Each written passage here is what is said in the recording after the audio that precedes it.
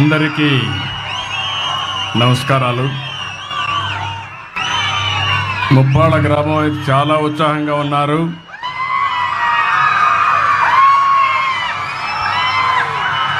అయితే మీ ఉత్సాహం చూస్తూ ఉంటే నాకు అనిపిస్తుంది, నేను ఎంత చేసినా అది తక్కువే అవుతుంది. మీ ఉత్సాహం చూస్తూ ఉంటే, మీ అభిమానం చూస్తూ ఉంటే. ఎప్పటికప్పుడు తెలుగుదేశం పార్టీ ఒక వినూత్నమైన కార్యక్రమాలతో ముందుకు వస్తూ ఉంటాం. ఈరోజు మీరు ఒక్కసారి చూస్తే, ఈరోజు బాబు జగజ్జీవన్ రామ్ జయంతి, ఒక మహనీయుడి యొక్క జయంతి. ఏప్రిల్ నెలలో ముగ్గురు పుట్టారు. ఒకరు బాబు జగజ్జీవన్ రామ్ గారు, రెండోది రాజ్యాంగాన్ని రాసినటువంటి అంబేద్కర్ గారు, మూడోది మహాత్మా పూలే గారు.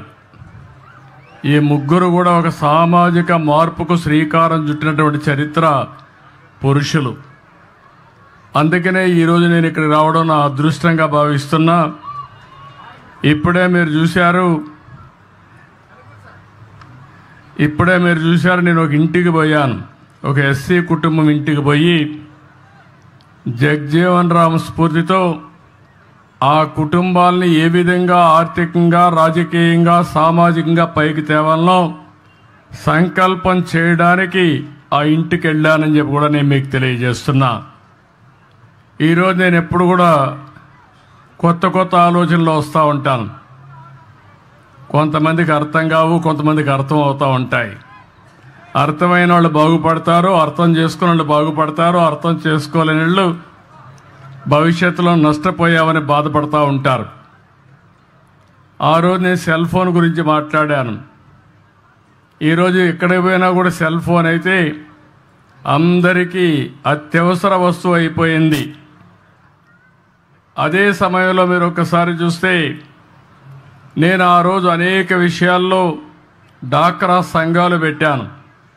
ఈరోజు డాక్రా సంఘాలు మీరు చూస్తే, ఏ రాజకీయ పార్టీ అయినా ఆ డాక్రా సంఘాలు లేకపోతే వాళ్ళు ఏమాత్రం కూడా ముందుకు పోలేని పరిస్థితికి వచ్చారు.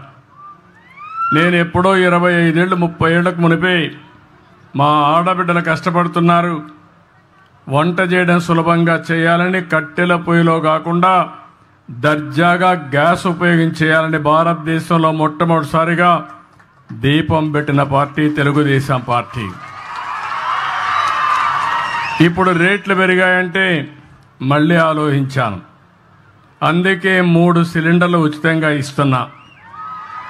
ఇప్పుడే ఒక ఇంటికి పోయాను. కట్టెల పొయ్యి అయితే చాలా కష్టమయ్యేది నాకు వంట చేయడం.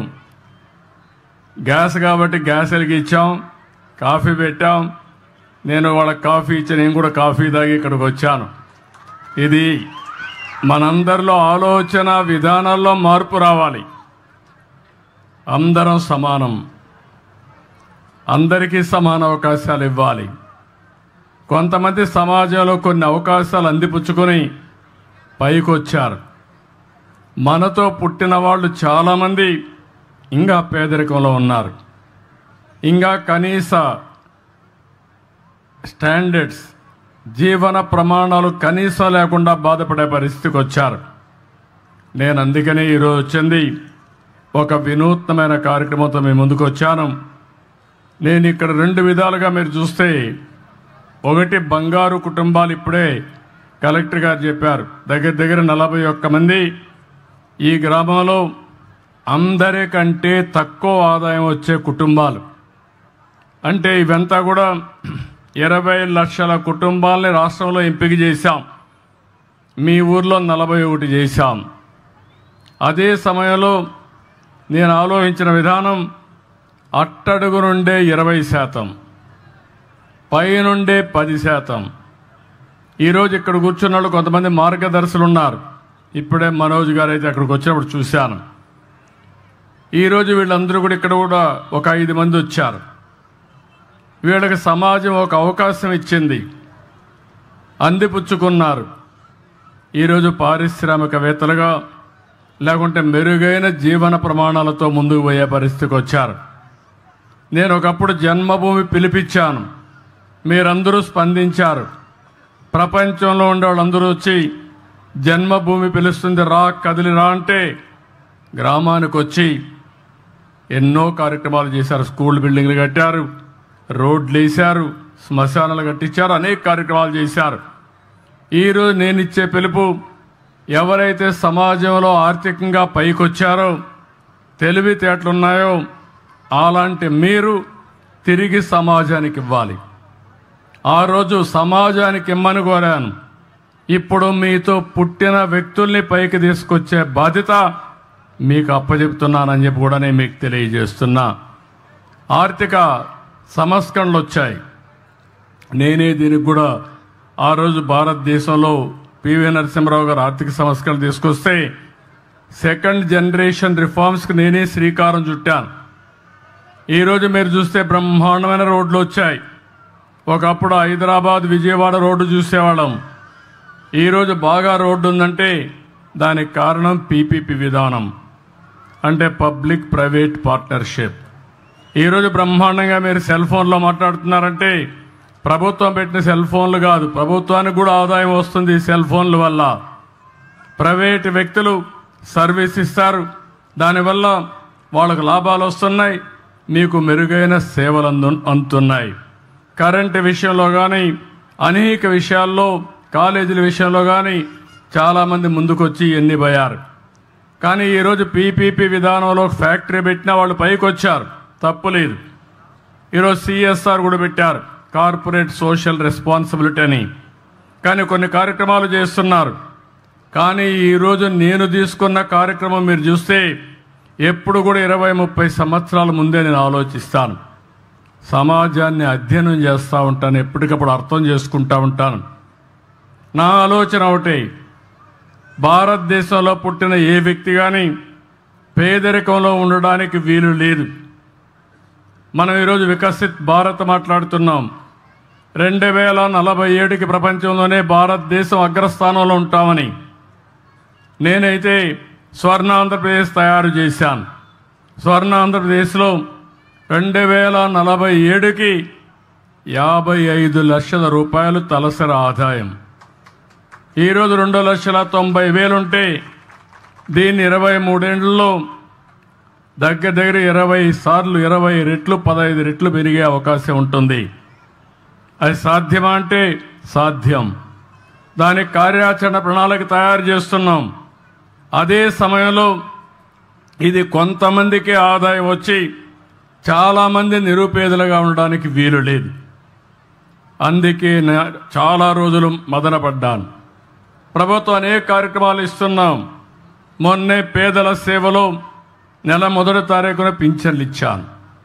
ఈరోజు మీరు చూస్తే 4,000 రూపాయలు పింఛన్ ఇచ్చే ప్రభుత్వం భారతదేశంలో ఒక్క ఆంధ్రప్రదేశ్ ప్రభుత్వం తప్ప ఎక్కడా లేదు. ఇక్కడుండే ఎన్డీఏ ప్రభుత్వం ఇస్తున్నాం.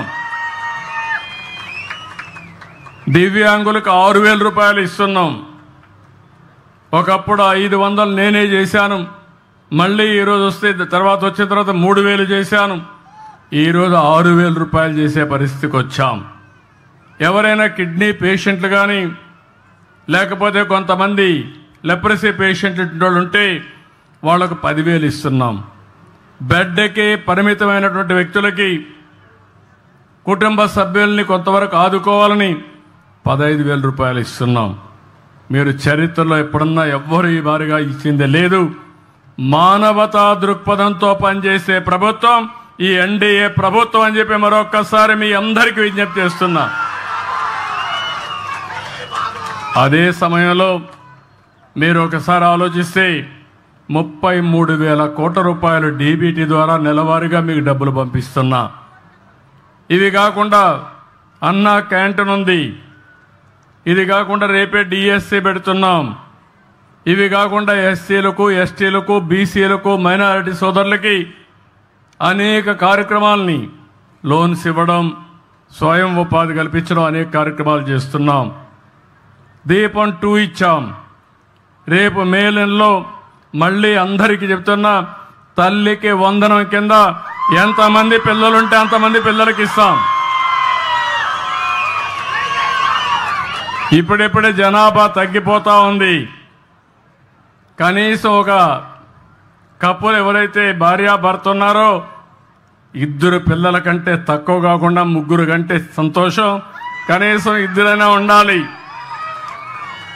లేకపోతే జనాభా తగ్గిపోతే ముసలివాళ్ల సంఖ్య పెరిగితే ఈరోజు అభివృద్ధి చెందిన దేశాల్లో జనాభా లేకుండా అవస్థపడే పరిస్థితికి వచ్చారు. ఆ పరిస్థితి మన దేశానికి రాకూడదు అనేది నా ఆకాంక్ష. దానికి కూడా మీ సెక్రటరీ ఏం ఎక్సర్సైజ్ చేశారో తెలియదు, ఈ ఊర్లో కలెక్టర్ గారు ఏం ఎక్సర్సైజ్ చేశారో తెలియదు. వీళ్ళు కూడా రీఓరియంట్ చేయాలి.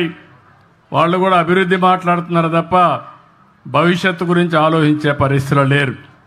అదే సమయంలో అన్నదాత కింద రైతుకి ఇవ్వాల్సిన డబ్బులు కూడా 20,000 రూపాయలు ఇస్తా అన్నాం. కేంద్రం 6,000 రూపాయలు ఇస్తుంది. రాష్ట్ర ప్రభుత్వం 3 విడతల్లో 14,000 రూపాయలు ఇచ్చే బాధ్యత ఈ ప్రభుత్వానికి. ఇది కాకుండా మత్స్యకారులకు కూడా 20,000 చొప్పున జీవనోపాధి కోసం వాళ్ళకు కూడా డబ్బులు ఇస్తాం. అయితే ఆర్థిక వ్యవస్థ చాలా ఇబ్బందికరంగా ఉంది. ఇంకా డబ్బులు లేవు. 10 లక్షల రూపాయలు అప్పు చేసి వెళ్ళిపోయారు. అప్పు ఇచ్చేవాళ్ళు కూడా కనపడడం లేదు. వడ్డీ కట్టాలి, మళ్ళా అసలు తీర్చాలి, సంపద సృష్టించాలి, ఆదాయాన్ని పెంచాలి, సంక్షేమ కార్యక్రమాలకు పెట్టాలి, మళ్ళీ మీకు అమరావతి కట్టాలి, పోలవరం కట్టాలి. అదే సమయంలో ఏవైతే నేను చెప్పానో సూపర్ 6 కూడా అమలు చేయాలి. ఇది కొంచెం కష్టమైన పనే, కానీ ఇష్టంగా పనిచేస్తున్నా. కష్టమైన పని కూడా ఇష్టంగా పనిచేస్తే తప్పకుండా పరిష్కారం అవుతుంది, చేయగలుగుతామనే ధీమా నాకుందని చెప్పి కూడా నేను మీకు తెలియజేస్తున్నా.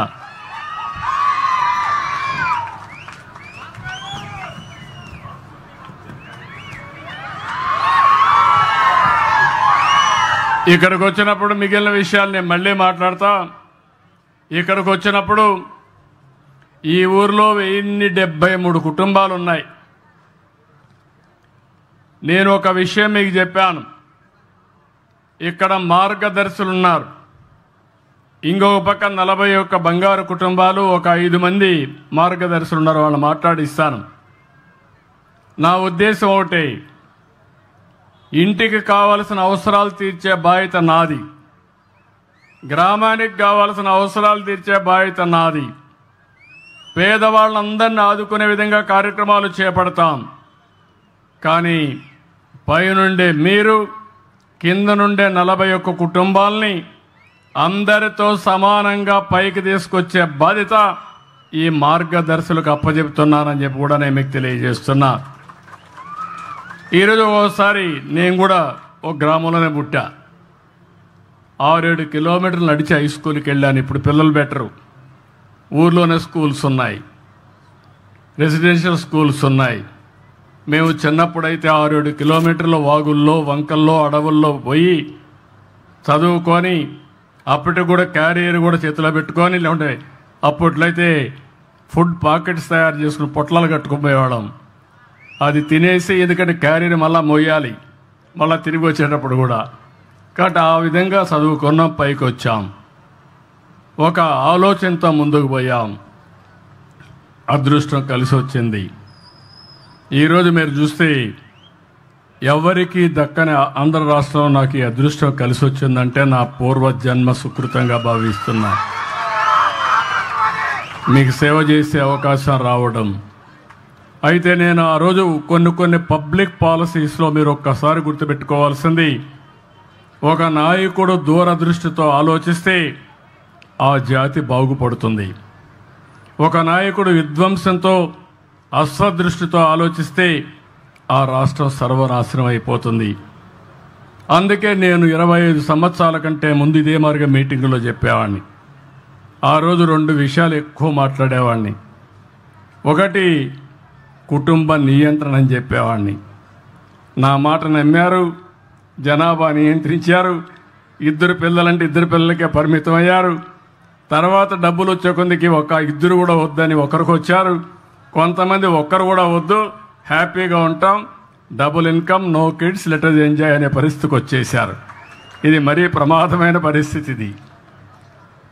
అందుకే ఇప్పుడు మళ్ళీ ప్రారంభించాను, నేనే ముఖ్యమంత్రిగా మళ్ళీ ప్రారంభించానంటే మీరు అర్థం చేసుకోవాలి. జనాభా తగ్గిపోతూ ఉంది. 2.1 ఉండాలి. అంటే ఒక కపుల్ జీవితకాలంలో 2 కంటే ఎక్కువ జన్మనివ్వాలి. అప్పుడే జనాభా కంటిన్యూ అవుతుంది. అంటే 2 వరకు చనిపోతూ ఉంటారు. కానీ ఈరోజు వచ్చింది ఆంధ్ర రాష్ట్రం 1.5, 1.6కు పడిపోయాం. దీనివల్ల జనాభా తగ్గే పరిస్థితి వస్తూ ఉంది. మీ ఊర్లో రేపు రాబోయే రోజు 2035కి జనాభా పెరగదు, ఇదే మరిగా తగ్గిపోతుంది. కడాన పిల్లలు ఉండరు ఊర్లో, అంత ముసలోళ్ళే ఉంటారు. తర్వాత ఊర్లే ఉండవు, అందరూ చనిపోతే ఊరే ఉంటుంది, వేరే ఊరే అయిపోతుంది. అలాంటి పరిస్థితి రాకూడదని నేను ఆలోచిస్తున్నా.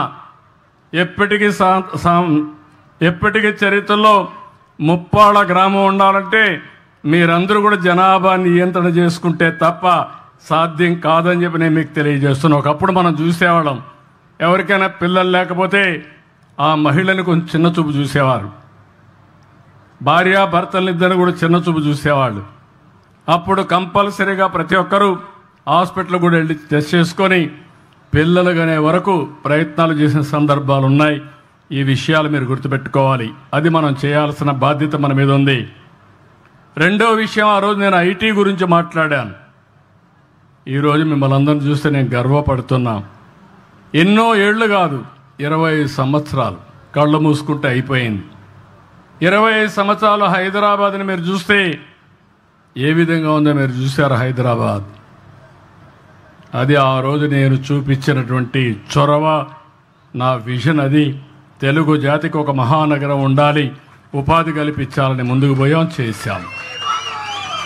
కానీ అదే సమయంలో తెలుగు వారిని ప్రపంచం మొత్తం ప్రమోట్ చేశాం ఐటీలో. ఈరోజు అమెరికాలో కానీ ఆస్ట్రేలియాలో కానీ ప్రపంచంలో అంతా కూడా తెలుగువారే నెంబర్ 1 తలసరి ఆదాయం. అమెరికాలో ఉండే అమెరికన్స్ కాదు, ఇంగ్లాండ్లో ఉండే బ్రిటిష్ వాళ్ళు కాదు, ఏ దేశం వెళ్ళినా తెలుగు వాళ్ళే ఎక్కువ తలసరి ఆదాయం. దీంతో సమానంగా భారతీయులు ఉండే పరిస్థితికి వచ్చింది.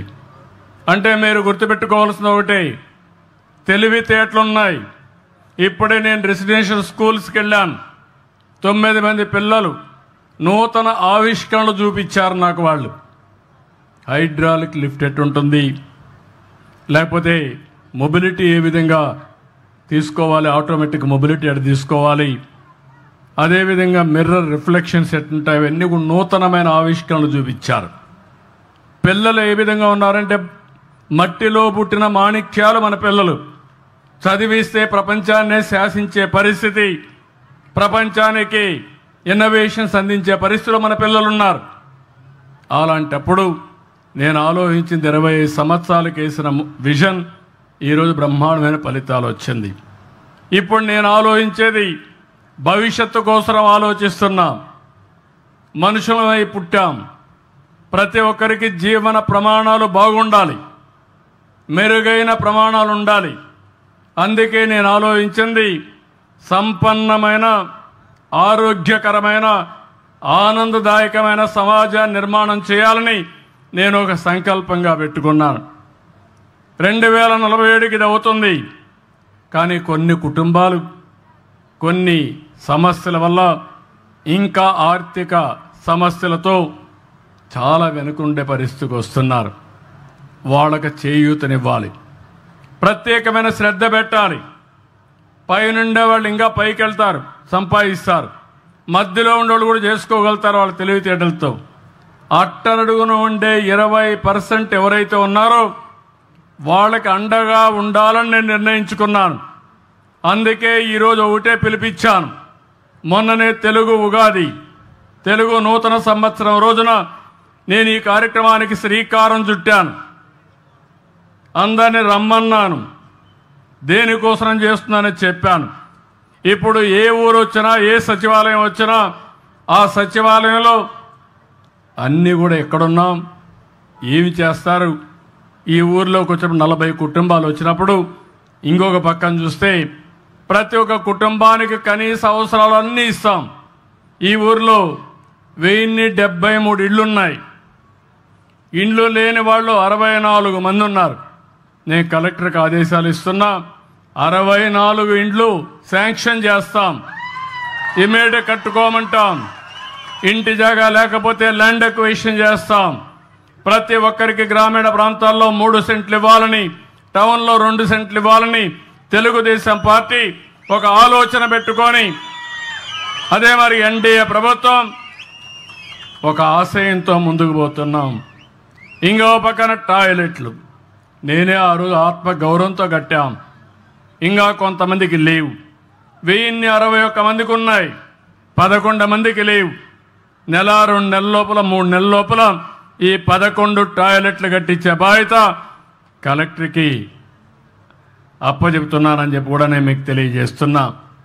ట్యాప్ వాటర్ ప్రతి ఒక్క ఇంటికి నీళ్లు ఇవ్వాలని, అది కూడా అష్యూర్డ్ వాటర్ ఇవ్వాలని, రిలయబుల్ వాటర్ ఇవ్వాలని దీనికి పెట్టుకున్నాం.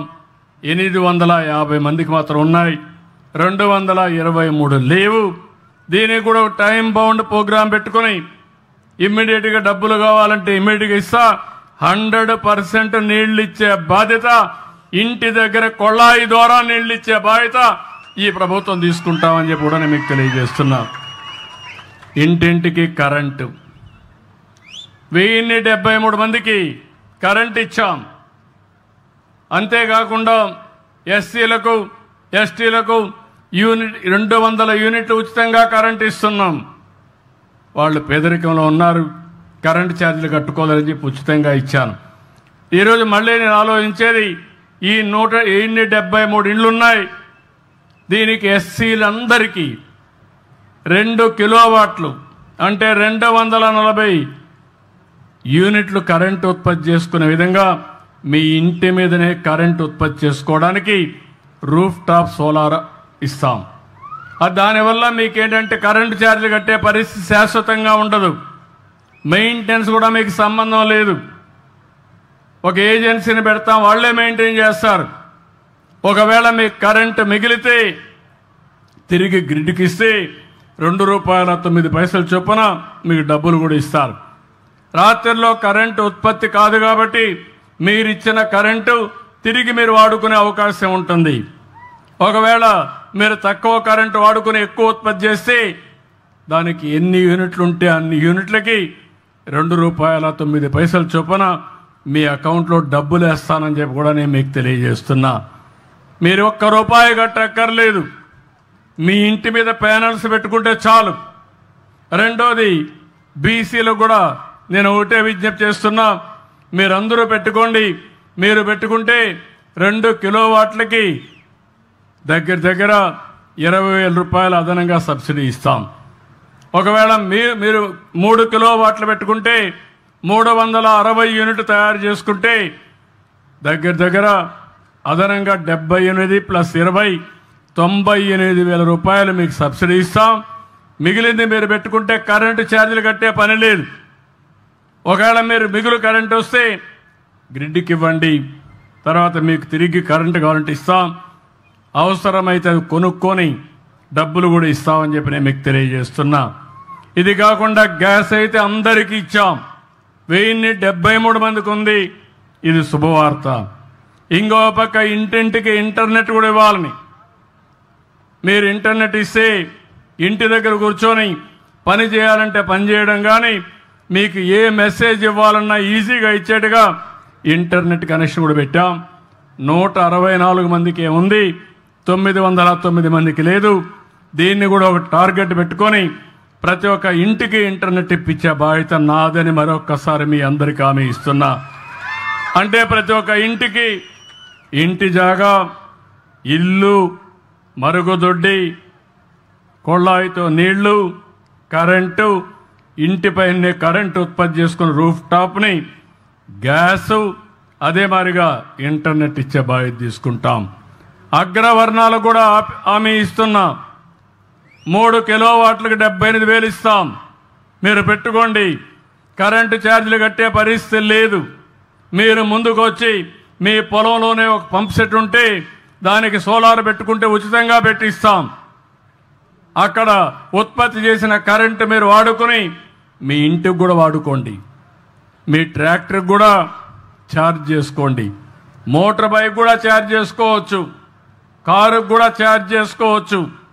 అంటే రాబోయే రోజుల్లో ఎక్కడికి పోవాలన్నా ఖర్చు లేకుండా దర్జాగా పోయే విధంగా మిమ్మల్ని తయారు చేయాలనేది నా ఆలోచన అని చెప్పి కూడా నేను మీకు తెలియజేస్తున్నా.